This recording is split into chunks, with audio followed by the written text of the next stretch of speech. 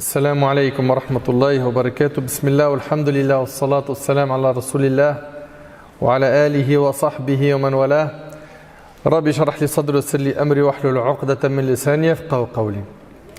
Mes chers frères, mes chères sœurs, on continue toujours notre série sur le voyage de l'âme après la mort. Par la grâce d'Allah Azza wa Jal, on a pu aborder le thème de la mort qui était le premier thème, puis on a vu également le thème de la tombe. On a pu, par la grâce d'Allah Azza wa Jal, aborder également le monde de la tombe. Et aujourd'hui, avec l'aide d'Allah Tabarak wa Ta'ala, on va parler du souffle dans la trompe. Allah yahfazak, barakallahu fik. Jazakallahu khair, barakallahu fik. Du souffle dans la trompe.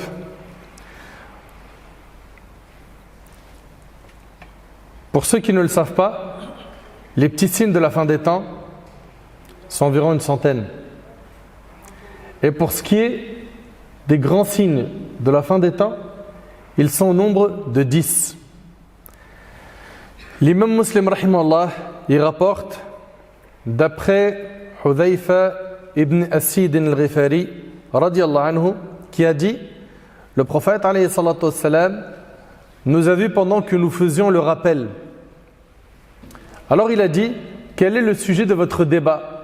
Ils dirent: nous débattons du sujet de l'heure. Écoutez bien, nous débattons du sujet de l'heure. Il dit: elle n'aura pas lieu avant que vous n'ayez vu 10 signes. Ça, c'est les 10 grands signes de la fin des temps qui vont s'enchaîner et qu'on a pu déjà aborder par la grâce d'Allah sur notre chaîne sur YouTube. 10 signes. Alors il mentionna la fumée, l'antéchrist, al-Masih ad-Dajjal, la bête, le lever du soleil de l'ouest, la descente de Jésus, fils de Marie, la sortie de Gog et Magog, 3 éclipses, une à l'est, une à l'ouest et une dans la péninsule arabique. Et le dernier des signes est un feu qui sortira du Yémen et qui poussera les gens vers le lieu de rassemblement. Juste après cela, il va y avoir le premier souffle dans la trompe. Et notre thème, bi'idhnillahi tabarak wa ta'ala, il va se diviser en 3 parties. La première, on va parler, Inch'Allah, du souffle de la frayeur, nafkhatul faza'. La deuxième partie, on va parler de nafkhatus sa'q, le souffle du foudroiement. Le souffle où tout sera foudroyé. Puis, pour terminer, on parlera de nafkhatul ba'th, le souffle de la résurrection. Je vous demande donc d'être hyper attentifs. J'implore Allah Tabarak wa Ta'ala d'agréer nos actions, de nous accorder la sincérité, de nous accorder une bonne fin, qu'Allah Tabarak wa Ta'ala nous accorde d'avoir notre livre de la main droite le jour du jugement, qu'Allah nous mette en sécurité le jour du jugement, ce jour où certains seront humiliés, qu'Allah Tabarak wa Ta'ala alourdit notre balance de hasanat, qu'Allah Tabarak wa Ta'ala nous accorde d'entrer au paradis avec notre bien-aimé Muhammad sallallahu alayhi wa sallam. Mes chers frères, mes chères sœurs, il y a des questions qu'on doit se poser et qu'on doit clarifier. La première question, c'est: qu'est-ce que la trompe? Et qui va souffler dans la trompe? Ces questions-là, notre bien-aimé Muhammad sallallahu alayhi wa sallam y a répondu. Abdullah ibn Amr ibn al-As radiyallahu anhu an jami' as-sahaba a dit: un bédouin est venu vers le prophète sallam et a dit: qu'est-ce que la trompe? Qu'est-ce que la trompe? Le prophète sallam a dit: c'est le corps, C-O-R, c'est le corps dans lequel on soufflera. Rapporté par l'imam al-Tirmidhi, Abu Daoud et Ahmed. Le prophète sallam a interprété la trompe comme étant le corps dans lequel on soufflera. Très bien. Et quelle taille il fait ce corps? Quelle taille fait ce corps? À quoi il ressemble? Il n'y a qu'Allah subhanahu wa ta'ala qui en a l'information. Et qui sera celui qui va souffler dans la trompe? Les savants sont unanimes pour dire que celui qui va souffler dans la trompe, c'est, tout le monde le sait, l'ange Israfil. Barakallahu fikum. un parmi les anges qu'Allah Tabarak wa Ta'ala a créé et à qui il a confié la mission de souffler dans la trompe. Ibn Hajar al-Asqalani rahimallah a dit, il est connu que le possesseur de la trompe est l'ange Israfil. Al-Halimi rahimallah a rapporté le consensus des savants à ce sujet. Donc c'est bien l'ange Israfil qui va souffler dans la trompe. Cet ange, subhanallah, depuis qu'Allah Tabarak wa Ta'ala a créé la création et depuis qu'Allah Tabarak wa Ta'ala a remis le corps à Israfil, et Israfil regarde tout le temps vers le trône d'Allah par crainte qu'on lui donne l'ordre de souffler alors qu'il cligne de l'œil. C'est-à-dire Israfil est en train d'attendre le signal de son Seigneur tout le temps. Et d'après Abu Hurayra radhiyallahu anhu, le prophète a dit, celui qui va souffler dans la trompe n'a pas baissé son attention depuis que cette tâche lui a été confiée. Il est prêt et regarde vers le trône par crainte qu'on lui donne l'ordre alors qu'il cligne de l'œil comme si ses deux yeux étaient des étoiles filantes. Et c'est rapporté par l'imam al-Hakim. Subhanallah. Vous le savez peut-être, en tout cas, il est temps de l'apprendre, si vous ne le saviez pas, l'ange Israfil, il va souffler 2 fois ou 3 fois, et on verra la divergence, Inch'Allah, dans pas longtemps. Et la première fois, selon certains savants, les gens vont être effrayés et ils vont mourir, toute l'humanité va mourir. Et la deuxième fois, ça sera la résurrection. Tout le monde sera ressuscité. Tout le monde va comparaître devant le Seigneur des mondes Azza wa Jal. Personne ne manquera à ce rendez-vous. Personne. Donc on verra par la suite, Inch'Allah, est-ce qu'il va souffler 2 fois ou 3 fois et qui est pour telle opinion et qui est pour telle autre. Subhanallah, notre bien-aimé alayhi salatu wassalam, il nous a dit que l'ange Israfil, il regarde vers le trône par crainte qu'on lui donne l'ordre alors qu'il cligne de l'œil. On voit ici qu'Israfil est prêt à tout instant à souffler dans la trompe. Le hadith, on vous a dit, il est rapporté par l'imam al-Hakim. Et dans un hadith qui est rapporté par l'imam al-Tirmidhi, d'après Abu Sa'id al-Khudri radhiyallahu anhu, le prophète a dit, comment pourrais-je, écoutez bien s'il vous plaît, me réjouir alors que certes celui qui est chargé de souffler dans la trompe l'a déjà saisi. Il a approché son front et tend l'oreille en attendant qu'on lui ordonne de souffler. Vous avez entendu ce qu'il a dit le prophète sallam? Comment pourrais-je me réjouir? Kayfa afrah wa kayfa as'ad fi dunya? Comment je peux me réjouir de ce bas monde? Alors que certes, celui qui est chargé de souffler dans la trompe l'a déjà saisi. Il a approché son front et tend l'oreille en attendant qu'on lui ordonne de souffler. Alors c'est comme si ceci avait pesé aux compagnons. Ils ont dit, que devons-nous faire ou dire au messager d'Allah? Le prophète alayhi salatu wassalam leur a dit de dire, Hasbunallah wa ni'mal wakil, ala Allahi tawakkalna. Allah nous suffit et quel bon protecteur, c'est en Allah seul que nous plaçons notre confiance. Subhanallah. Et notre bien-aimé alayhi salatu wassalam, il nous a même dit quel jour Israfil va souffler dans la trompe. Qui a une idée? Levez la main. Vas-y mon frère. Un vendredi, barakallahu fik. D'après Abu Hurayra radhiyallahu anhu, le prophète alayhi salatu wassalam a dit, le meilleur jour sur lequel le soleil s'est levé, le vendredi. C'est ce jour-là que Adam a été créé. C'est ce jour-là qu'il a été introduit au paradis. C'est en ce jour qu'il en a été sorti. Et c'est ce jour-là que l'heure aura lieu, rapporté par Muslim. Et c'est ce jour-là que l'heure aura lieu. C'est-à-dire que le jour du jugement, nous ce qu'on sait, c'est que ça sera un vendredi. Mais quel vendredi? Lequel exactement? Il n'y a qu'Allah qui sait. Il n'y a qu'Allah tabarak wa ta'ala qui le sait. D'après Aws ibn Aws, radiallahu anhu, le prophète a dit, parmi les meilleurs de vos jours, le jour du vendredi. Ce jour-là, Adam a été créé. Ce jour-là, il est mort. Ce jour-là, il sera soufflé dans la trompe. Ce jour-là, aura lieu le foudroiement. Ainsi, multipliez les prières sur moi en ce jour, car certes, vos prières me seront présentées.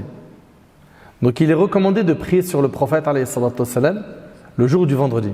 Allahumma salli wa sallim ala nabiyina Muhammad. Multipliez ça le jour du vendredi. Ainsi, multipliez les prières sur moi ce jour-là, car certes, vos prières me seront présentées. Écoutez bien. Ainsi, multipliez les prières sur moi ce jour-là, car certes, vos prières me sont présentées. Ils ont dit, ô messager d'Allah, comment nos prières te seront présentées alors que ton corps sera décomposé? Et là, le prophète alayhi salatu wassalam a dit, certes, Allah a interdit à la terre de manger le corps des prophètes. Certes, Allah a interdit à la terre de manger le corps des prophètes. Comprenez bien que la terre ne mange pas le corps des prophètes. Et ça, c'est une spécificité qu'ont les prophètes et certains. On a déjà vu dans les grands signes de la fin des temps que le jour du jugement, il va avoir lieu sur les pires des créatures. C'est-à-dire quoi? C'est-à-dire que l'heure n'arrivera alors qu'il ne restera sur terre que les pires des créatures. Les pieux, Allah tabaraka wa ta'ala, il fera qu'ils vont mourir avant. Et l'heure n'arrivera que sur les pires des créatures. C'est-à-dire qu'il ne restera que les pires humains sur terre.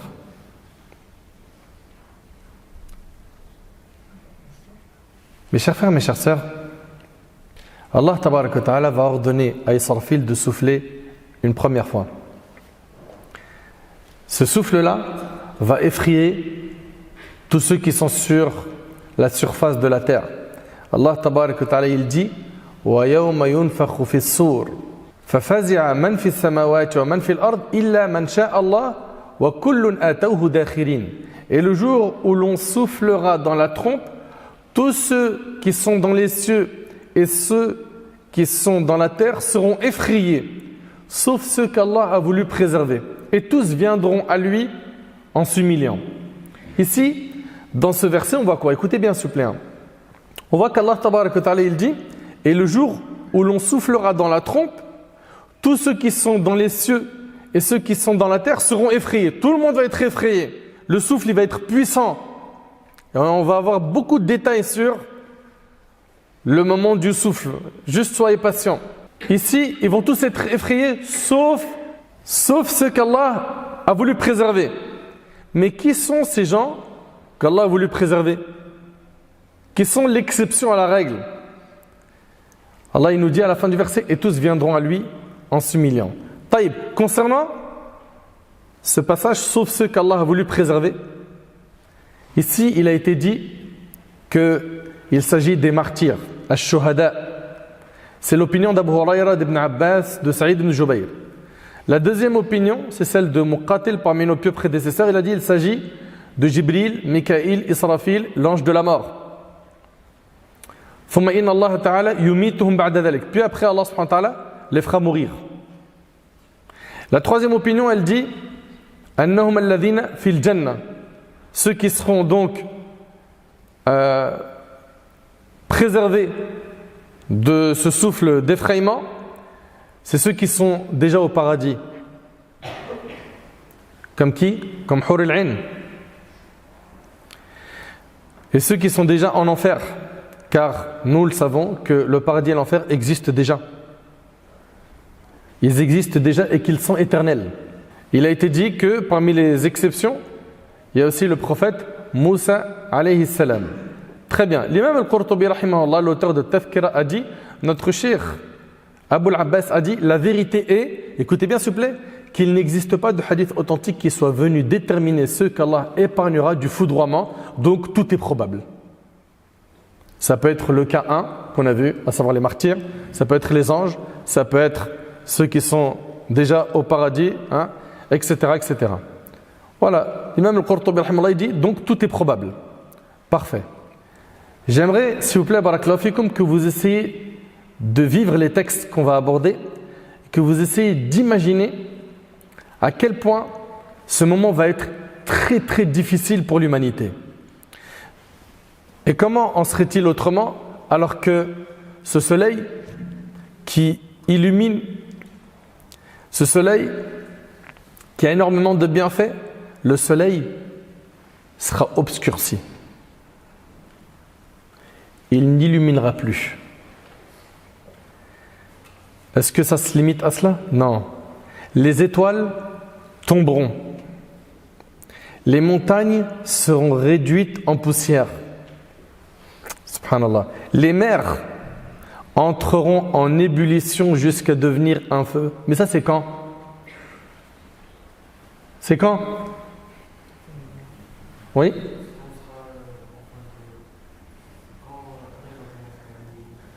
Quand quoi? Non. Oui? C'est quand il va souffler dans la trompe. Quand il va souffler dans la trompe, l'univers entier va être bouleversé. L'univers entier va être bouleversé. Les montagnes seront pulvérisées, laissant la terre totalement plane et nue. Allah tabarak wa ta'ala nous dit إِذَا زُلْزِلَتِ الْأَرْضُ زِلْزَالَهَا وَأَخْرَجَتِ الْأَرْضُ أَثْقَالَهَا. Lorsque la terre sera secouée par son plus violent séisme, qui annoncera l'avènement de l'heure. C'est-à-dire que l'humanité entière, c'est-à-dire qu'à ce moment-là, ceux qui sont encore en vie, ils vont être plus que choqués de voir à quel point la terre entière tremble et que la terre rejettera les fardeaux. C'est-à-dire que la terre, elle va rejeter les corps qui étaient en son sein. Je ne sais pas si tu imagines. Allahu Akbar.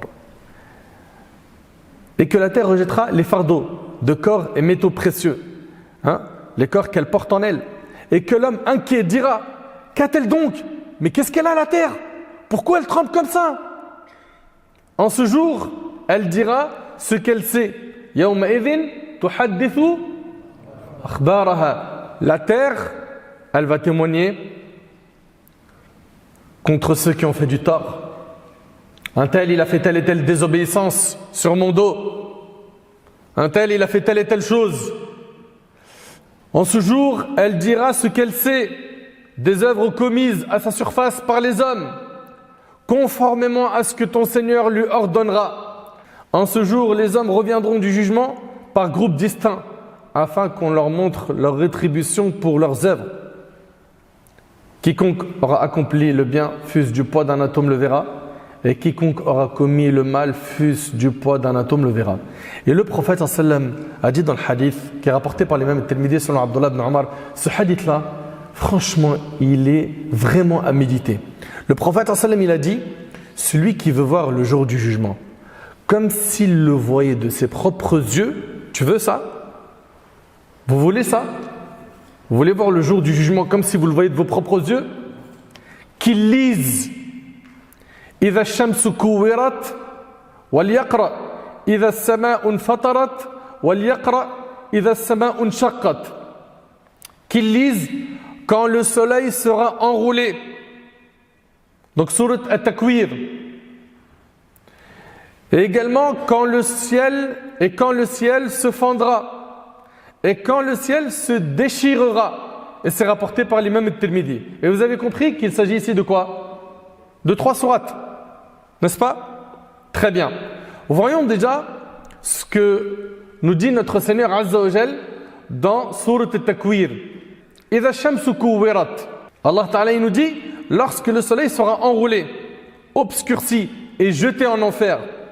Ça, c'est les opinions qui nous ont été rapportées par nos pieux prédécesseurs. Ibn Abbas radiyallahu anhu a dit, il signifie, donc ici par kuwirat, que sa lumière disparaîtra et qu'il deviendra sombre. Allahu Akbar. Déjà, t'imagines que le soleil devient sombre. Et Cheikh Al-Uthaymin, rahimallah, il a dit, au jour de la résurrection, Allah jettera le soleil en enfer pour révulser ceux qui l'adoraient. Allahu Akbar. Ce soleil qui illumine la terre va s'éteindre. Allahu Akbar. Wa idha an-nujumu kadarat. Le deuxième verset de Surat At-Takwir est que les étoiles tomberont. Et que les étoiles tomberont. Il a été rapporté par Ibn Abbas, il signifie perdre sa lumière. In kadara, dans le verset, pour Ibn Abbas, c'est que les étoiles vont perdre de leur lumière. Selon Ibn Khaytham, c'est-à-dire se désintégrer. Selon Qatada, c'est-à-dire tomber. C'est-à-dire quoi? C'est-à-dire que les étoiles vont tomber. Wa idhal jibalu suyirat. Et les montagnes mises en marche, elles quitteront leur emplacement et seront pulvérisées, laissant la terre totalement plane et nue. Et ça c'est dans le Coran. Allah tabarak wa ta'ala il dit wa yas'alunaka 'anil jibal faqul yansifuha rabbi nasfa fayadharuha qa'an safsafa la tara fiha 'iwajan wala amta. Et il t'interroge au sujet des montagnes. Dis, mon Seigneur les dispersera comme la poussière et les laissera comme une plaine dénudée dans laquelle tu ne verras ni tortuosité ni dépression. Allahu Akbar. Même les montagnes, elles seront réduites en poussière. Wa idha al-'isharu 'uttilat. On est toujours dans Surat At-Takwir, dans le 4e verset. Rappelez-vous que le prophète sallallahu alayhi wa sallam a dit, celui qui veut voir le jour du jugement comme s'il le voyait de ses propres yeux, qu'il lise إذا الشمس كورت إذا السماء انفطرت et إذا السماء انشقت. Donc là on est dans le 4e verset de Surat At-Takwir. Puis après on verra les deux autres sourates. وإذا العشار عطلت. Et les chamelles à terme négligées. Que veut dire et les chamelles à terme négligées? Ici Allah tabaraka wa ta'ala désigne les chamelles enceintes de 10 mois et sur le point de mettre bas. Elles constituaient alors un bien des plus précieux pour eux. Pour les Arabes, les chamelles, c'était parmi les meilleurs biens. Ils les délaisseront à ce moment-là. Tant ils seront préoccupés par leur propre sort. Tellement le tremblement de terre qui va annoncer le jour du jugement est terrible. Personne ne va accorder de la valeur à l'argent, au matériel, à sa richesse, à son grand poste. Non, ce moment-là, il est tellement effrayant, tellement inquiétant que ce bas monde, il ne vaudra plus rien aux yeux de l'humanité. Allahu Akbar. Wa idha al-wuhushu hushirat, 5e verset de Surat At-Takwir. Et les bêtes farouches rassemblées. Subhanallah, les bêtes féroces seront avec des bêtes non féroces rassemblées sans que personne ne calcule personne. C'est tellement puissant que même l'animal féroce ne pensera même pas attaquer une autre bête. Je ne sais pas si vous réalisez. Wa idha al-biharu sujjirat, c'est le 6e verset. Et les mers allumées, d'après Ali ibn Abbas et Ibn Ka'b, rahimallahu al-jami' wa radiyallahu anhum, qu'elles entreront en ébullition jusqu'à devenir un feu. Toutes les mers vont devenir des feux. Tout ça, c'est dans le Coran.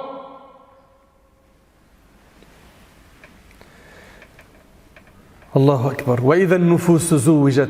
Et les âmes accouplées. C'est le 7e verset de Surat At-Takwir. Et les âmes accouplées en fonction de leur religion ou leurs œuvres, comme le dit l'imam al-Baghawi rahimahullah, ou bien selon Ikrima et Ash-Sha'bi, lorsque les âmes rejoindront les corps.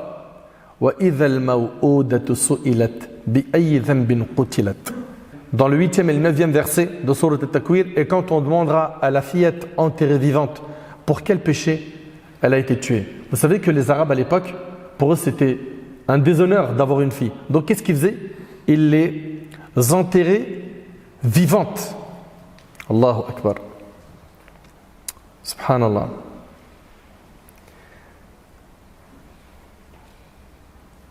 Wa idha as-suhufu nushirat. Et quand les feuilles seront déployées. Ça c'est le 10e verset de Surat At-Takwir. C'est-à-dire celles où sont consignés les actes des gens et où les anges auront inscrit à ce qu'ils ont fait de bien et de mal. Donc, les feuilles vont être déployées. C'est-à-dire que ton registre il va être déployé. Elles sont repliées lorsqu'ils meurent et dépliées pour la résurrection. Allahu Akbar. Allahu Akbar. Chaque individu verra ce qui est écrit dans les feuilles. Et certains diront, malheur à nous, qu'a donc ce livre? Il n'est rien de petit ou de grand, sans qu'il l'ait enregistré. Il y en a qui vont dire ça le jour du jugement. Mais qu'est-ce qu'il a ce livre? Tout ce que j'ai fait de petit et de grand, il y est inscrit. Est-ce qu'on y réfléchit ça? On réfléchit à nos péchés quand on est seul, quand tu es en roue libre sur ton smartphone, dans ta chambre, à l'abri du regard des parents, de madame, de ton épouse, il n'y a personne autour de toi, et c'est parti pour que je regarde du haram, que j'écoute du haram, et que, allez, tout le monde drague, nous aussi on va draguer. Tout le monde touche au paris sportif, pourquoi pas moi? Travaille et gagne l'argent avec la sueur de ton front comme un bonhomme. Même si tu vas gagner peu comparé à ceux qui gagnent beaucoup, qui brassent large. Mais n'oublie pas que cette vie c'est éphémère. Lui il va percer dans son langage sur terre, mais pour combien de temps? Qui parmi ceux qui ont pris l'autoroute du haram, ils ont réussi sur tout le chemin? À un moment donné, il est rattrapé par des foudres d'épreuves. Si ce n'est pas la prison, il se mange une balle. Si ce n'est pas ça, il est recherché, il ne peut plus rester en France. Il a des problèmes avec un tel, avec un tel, avec un tel. Mais est-ce que tu penses que le haram, ça n'a pas de conséquences brûlantes? Donc ceux qui gravitent autour du haram, sachez une chose, c'est que le prophète nous a mis en garde contre le fait de tourner autour du haram. Je ne parle pas d'être dedans. Parce qu'il y en a certains qui disent, moi, t'as vu, j'ai pas forniqué, mais voilà, de temps en temps, on se lâche un peu sur le net. On est jeune, tu connais la jeunesse, on aime bien dahak. Et puis il n'y a rien, on connaît nos limites, ça va, on est des bons musulmans quand même. Shaitan, il va pas m'arnaquer moi. Ah ouais, il y en a plein, ils ont dit comme toi. Plein. Ils ont fini dans le trou du péché. Donc voilà, Shaitan il est là, il est en train de les cuisiner à petit feu. Et qu'est-ce qu'ils font? Comme le prophète a dit, comme le berger qui fait paître son troupeau autour d'un enclos interdit. Un berger il a un troupeau de moutons et il les fait paître autour d'un endroit qui est interdit, c'est-à-dire ils n'ont pas le droit d'y accéder, c'est privé. Mais il n'est pas à l'abri qu'à un moment il y a un mouton et il rentre. Eh bien c'est comme ça, tu tournes autour du haram, tu finiras par tomber dedans. C'est pour ça, écarte-toi de ce chemin. Je ne sais pas si tu imagines un peu. Certains vont dire, malheur à nous, qu'a donc ce livre-là, où il y a toutes tes actions. Ce livre que tu as écrit chaque jour, par tes œuvres. En te levant le matin, la première chose que tu as fait, c'est quoi? C'est les invocations du matin. Tu es parti faire tes ablutions, tu as prié. Tu as placé ta confiance en Allah, tu es sorti pour aller travailler, en faisant les doigts, etc. Tu as craint Allah dans tes transactions commerciales, dans ton boulot, dans ton job, dans tes études, dans ta sortie, dans ton voyage. Ou est-ce que dès le matin, tu as été programmé par Satan? Sache-le, que tout ce que tu es en train de faire, chaque acte que tu fais, tu es en train de d'écrire ton livre. Et on va te le remettre, ce livre-là, le jour du jugement. Soit de la main droite, et là c'est bon, tu as réussi, tu vas au paradis, soit de la main gauche, et là c'est la perte. Car donc ce livre, il n'est rien de petit ou de grand sans qu'il ait enregistré. Tu vas ouvrir ton livre, tu vas commencer à lire. Et même si tu ne sais pas lire, tu étais analphabète, tu vas lire quand même. Allah tabarak wa ta'ala va te permettre de lire. Allah ta'ala il dit Iqra kitabak kafa bi nafsika alayka al-yawma hasiba. Iqra kitabak kafa bi nafsika al-yawma alayka hasiba. Lis ton livre.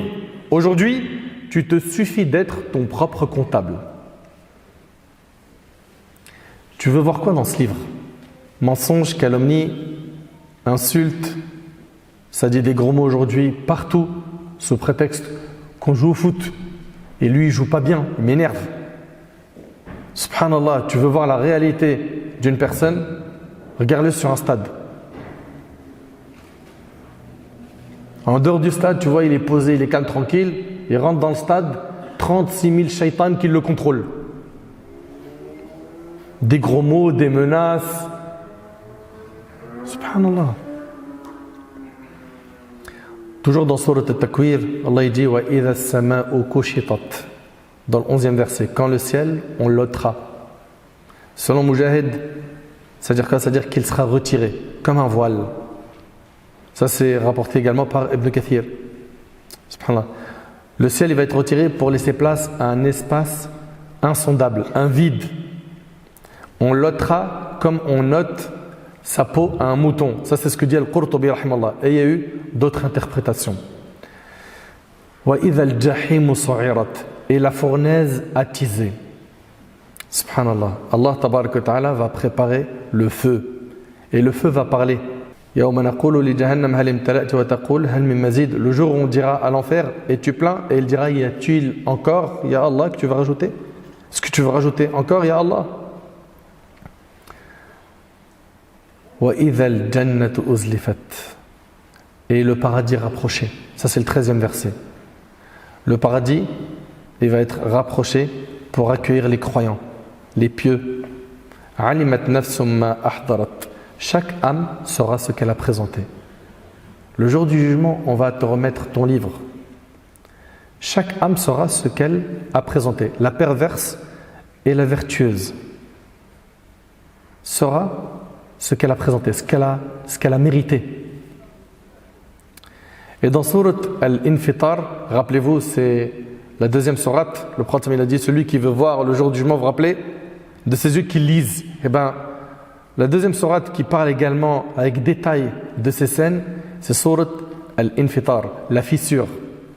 Allah Ta'ala il dit, إِذَا السَّمَاءُ انْفَطَرَتْ lorsque le ciel se fendra pour laisser descendre les anges, comme le dit l'imam Al-Qurtubi rahimahullah. وَإِذَا الْكَوَاكِبُ انْتَثَرَتْ les étoiles tomberont. Subhanallah. Les étoiles tomberont. Et Ibn Abbas il dit, c'est-à-dire que leur lumière aura disparu.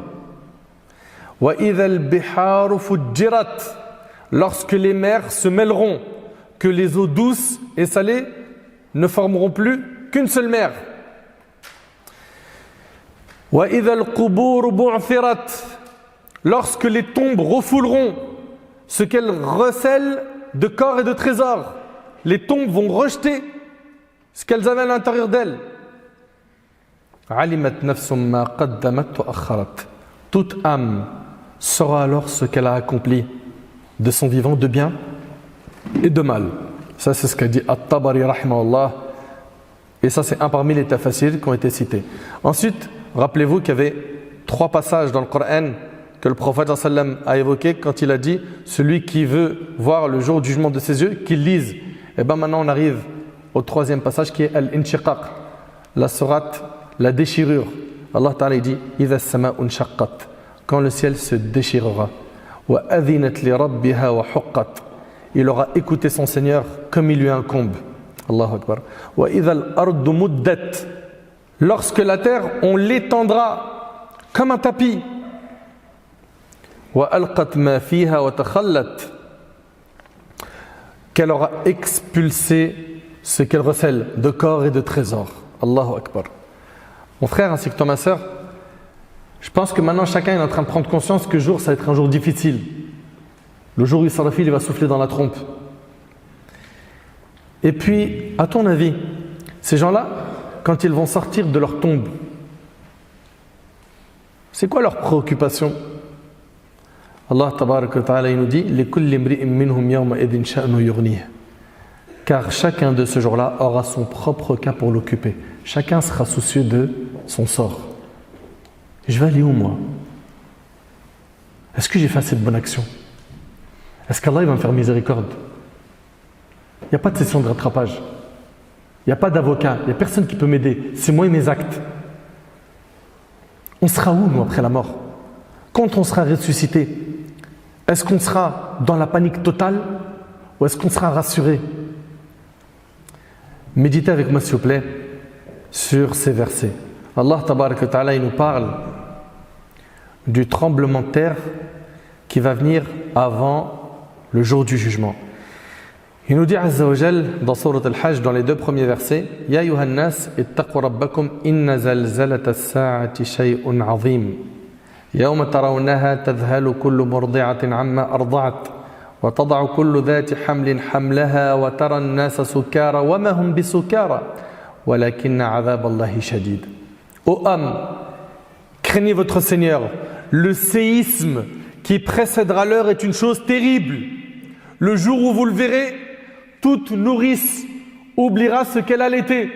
Est-ce qu'on réalise qu'une maman va oublier son nourrisson? Pour qu'elle en oublie son nourrisson, c'est qu'il y a quelque chose de très grave qui a occupé son esprit. Toute nourrice oubliera ce qu'elle allaitait. Et toute femme enceinte avortera de ce qu'elle portait. Tellement la peur elle est forte, celle qui est enceinte, elle va avorter. C'est pour vous montrer à quel point ce jour-là est terrible. Et Allah il nous dit, et tu verras les gens ivres alors qu'ils ne le sont pas, mais le châtiment d'Allah est dur. Et j'aimerais que vous méditiez avec moi ce verset qui, Wallahi al-Azim, qu'est-ce qu'il est fort. وَلَا تَحْسَبَنَّ اللَّهَ غَافِلًا عَمَّا يَعْمَلُ الظَّالِمُونَ إِنَّمَا نُؤَخِّرُهُمْ لِيَوْمٍ تَشْخَصُ فِيهِ الْأَبْصَارُ مُهْطِعِينَ مُقْنِعِي رُؤُوسِهِمْ لا يرتد إليهم طرفهم وأفئدتهم هواء. Ça veut dire quoi ça? Allah Azza wa Jalla dit, et ne pense point qu'Allah soit inattentif à ce que font les injustes. Il leur accorde un délai jusqu'au jour où leurs regards se figeront. Ils courront, suppliant, levant la tête, les yeux terrifiés et les cœurs vides. Et les cœurs vides. Mais ça veut dire quoi les cœurs vides? Écoutez bien s'il vous plaît. Et les cœurs vides.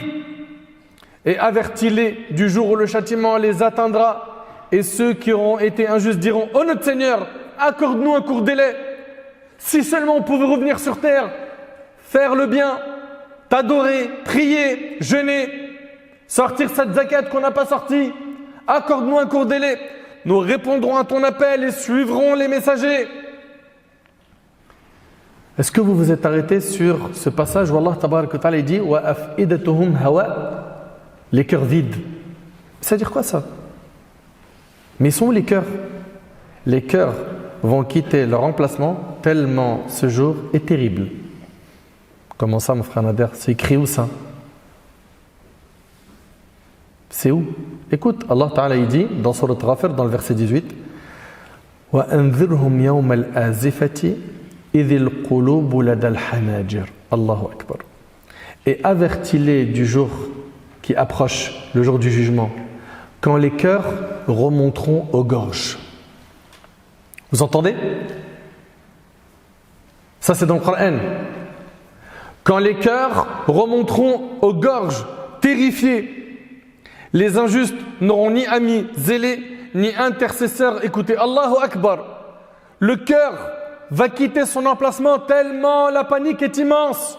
C'est un moment tellement puissant que le cœur va se déplacer, il va sortir de son emplacement pour arriver aux gorges. Es-tu conscient que le cœur, il va arriver où? Aux gorges, subhanallah. C'est pour ça qu'Allah Tabarak wa Ta'ala a dit les cœurs vides dans l'autre verset. وَأَنذِرْهُمْ يَوْمَ الْآزِفَةِ إِذِ الْقُلُوبُ لَدَى الْحَنَاجِرِ كَاظِمِينَ مَا لِلظَّالِمِينَ مِنْ حَمِيمٍ وَلَا شَفِيعٍ يُطَاعٍ. Et avertis-les du jour qui approche, quand les cœurs remonteront aux gorges terrifiées, les injustes n'auront ni amis zélés, ni intercesseurs écoutés. Je pense qu'on commence à tous réaliser que ce jour-là, c'est un jour terrible et effrayant. Et il va y avoir le souffle du foudroiement. On a parlé du souffle de la frayeur. Maintenant, on va parler du souffle du foudroiement. Le prophète alayhi salatu wassalam a dit, dans le hadith rapporté par Bukhari Muslim selon Abu Huraira, entre les deux souffles du clairon, il y aura une période de 40. Le hadith il est rapporté par Bukhari Muslim. Il dit au Abu Huraira, est-ce 40 jours? Il dit, je refuse de me prononcer. Il dit, est-ce 40 mois? Il dit, je refuse de me prononcer. Il dit, est-ce 40 ans? Il dit, je refuse de me prononcer. Donc, il va y avoir entre les deux souffles une période de 40. 40 jours, mois ou années, Allahu A'lam. Allah seul le sait. Et là, on en arrive à un débat entre les savants qui est, mais combien seront les nombres de souffles? Est-ce qu'il y en aura 2 ou est-ce qu'il y en aura 3? Ici, on a l'imam Ibn Hajar rahimahullah et l'imam al-Qurtubi dans son livre At-Tadhkira. Eux, ils sont de l'opinion qu'il y aura quoi? deux souffles. Un souffle qui va effrayer et qui va foudroyer. Donc ils vont être effrayés et ils vont mourir en même temps par ce souffle, et le souffle de la résurrection. Ok? Ça c'est l'opinion d'Ibn Hajar rahimahullah et de l'imam al-Qurtubi. Ibn Hajar rahimahullah dit il n'est pas obligatoire de remplacer le foudroiement par la frayeur, car ils se produiront simultanément lors du premier souffle. D'accord? Un autre groupe de gens de science pense qu'il y aura trois souffles. Le souffle de la frayeur, le souffle du foudroiement et le souffle de la résurrection. Et parmi ces savants, il y a Ibn al-Arabi, Ibn Taymiyyah, Ibn Kathir, As-Safarini, rahimallahu al-jami'. Allah tabarak wa ta'ala dit wa yawma yunfakhu fi as-sur fafazi'a man fi as-samawati wa man fi al-ard illa man sha'a Allah. Et le jour où l'on soufflera dans la trompe, tous ceux qui sont dans les cieux et ceux qui sont dans la terre seront effrayés, sauf ceux qu'Allah a voulu préserver, et tous viendront à lui en s'humiliant. Ça c'est dans Sourate An-Naml, verset 87. Et Allah Ta'ala il dit dans Sourate Az-Zumar, verset 68, wa nufikha fi as-sur fasa'iqa man fi as-samawati wa man fi al-ard illa man sha'a Allah. Et on soufflera dans la trompe, et voilà que ceux qui seront dans les cieux et ceux qui seront sur la terre seront foudroyés, c'est-à-dire morts, sauf ceux qu'Allah voudra épargner. Puis on y soufflera, et voilà, debout à regarder. Ici, cette opinion stipule qu'il y a donc trois souffles. C'est l'opinion notamment d'Ibn Taymiyyah. Un souffle pour effrayer les gens, un souffle pour qu'ils soient foudroyés, et un souffle pour la résurrection. Quoi qu'il en soit, que ce soit deux ou trois souffles, il va y avoir ces souffles. Ok? Il va y avoir ces souffles et on n'y échappera pas.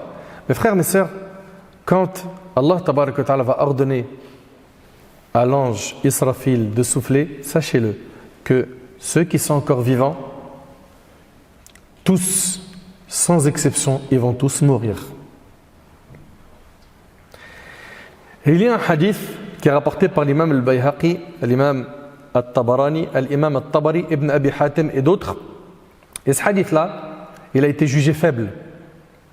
Ce hadith nous dit que l'ange de la mort va venir se présenter à Allah, et Allah va dire à l'ange de la mort: ô ange de la mort, qui reste-t-il? Qui reste-t-il? Allah va lui poser la question tout en sachant qu'il a la réponse, Azza wa Jal, parce qu'Allah tabarak wa ta'ala a la connaissance parfaite de toutes choses. Et il dira: il reste Jibril, Israfil, Mikaïl et les porteurs du trône, ainsi que moi. Allah dira que Jibril et Mikaïl meurent, et que Israfil meurt, et que les anges qui portent le trône d'Allah meurent, et il restera l'ange de la mort. Et là, Allah tabarak wa ta'ala lui dira: qui reste-t-il au ange de la mort? Alors qu'Allah tabarak wa ta'ala sait qu'est-ce qui reste. Il dira: il ne reste plus que moi. Et il dira ici, Azza wa Jal: toi tu es une de mes créations. Je t'ai créé pour ce que tu sais. Meurs, ô ange de la mort. Et il mourra, et il ne restera plus sur la surface de la terre aucun humain. Et il ne restera plus aucun ange, ni aucun djinn vivant. Il ne restera qu'Allah tabarak wa ta'ala, qui est, comme vous le savez, Al-Hayy, le vivant, qui ne meurt jamais. Azza wa Jal, subhanahu wa ta'ala. Gloire à lui, subhanahu wa ta'ala, qui a écrit la mort à toutes les créatures. Gloire à lui, qui est le vivant, qui ne meurt jamais. Dans le hadith qui est rapporté par l'imam Muslim, d'après Abdullah ibn Omar, le prophète a dit: le jour du jugement, Allah va plier les cieux, puis il va les prendre dans sa main droite, puis il va dire: je suis le roi, où sont les tyrans, où sont les orgueilleux? Puis il va plier les terres et va les prendre dans sa main gauche, puis il va dire: je suis le roi, où sont les tyrans, où sont les orgueilleux? Et il dira, comme c'est dans Surat Ghafir: Liman al-mulku al-yawm lillahi al-wahid al-qahhar. À qui appartient la royauté aujourd'hui? Et il répondra lui-même, Azza wa Jal: à Allah l'unique, le dominateur. Allahu Akbar.